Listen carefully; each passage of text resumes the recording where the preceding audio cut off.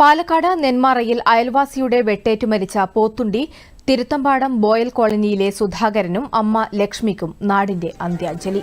ഇരുവരുടെയും മൃതദേഹങ്ങൾ വൻ ജനാവലിയുടെ സാന്നിധ്യത്തിൽ സംസ്കരിച്ചു. രാവിലെ പാലക്കാട് ജില്ലാ ആശുപത്രിയിലെ പോസ്റ്റ്മോർട്ടത്തിന് ശേഷം ബന്ധുക്കൾക്ക് വിട്ടുകൊടുത്ത മൃതദേഹങ്ങൾ ആദ്യം കൊലപാതകം നടന്ന പോത്തുണ്ടിയിലെ വീട്ടിലേക്കാണ് കൊണ്ടുപോയത്. അവിടെ പൊതുദർശനത്തിന് ശേഷം തറവാട്ട് വീട്ടിലേക്ക് കൊണ്ടുപോയി. വൈകിട്ടായിരുന്നു സംസ്കാരം. സാമൂഹ്യ രാഷ്ട്രീയ രംഗങ്ങളിലെ പ്രമുഖർ ഉൾപ്പെടെ നിരവധി പേർ ആദരാഞ്ജലികൾ അർപ്പിക്കാൻ എത്തിയിരുന്നു.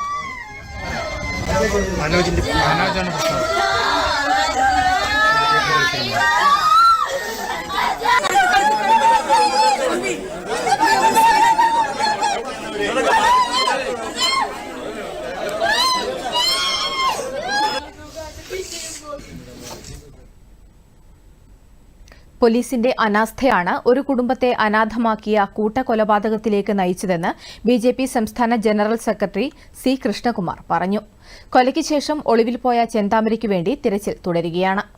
അത്തരം ജാമ്യവ്യവസ്ഥ ലംഘിച്ചു കണ്ടാൽ കോടതിയെ അറിയിക്കുകയും പ്രതിയുടെ ജാമ്യം ക്യാൻസൽ ചെയ്യാനുള്ള നടപടികളും സ്വീകരിക്കേണ്ട പോലീസ് പ്രതിക്ക് അനുകൂലമായിട്ടുള്ള നിലപാടാണ് സ്വീകരിച്ചത്. പ്രതിക്ക് അനുകൂലമായിട്ടുള്ള നിലപാട് സ്വീകരിക്കാൻ കാരണം ഇവിടുത്തെ CPM-ന്റെ പ്രാദേശിക നേതാക്കളുടെ അവരുടെ സമ്മർദ്ദത്തിന് വഴങ്ങിയിട്ടാണ് പോലീസ് ഇതിനുള്ള അവസരമൊരുക്കി കൊടുത്തത്.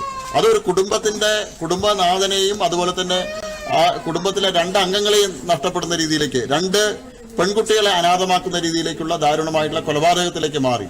കേരളത്തിലെ ആഭ്യന്തര വകുപ്പ് അനാഥമായി പ്പെട്ടിരിക്കുകയാണ്.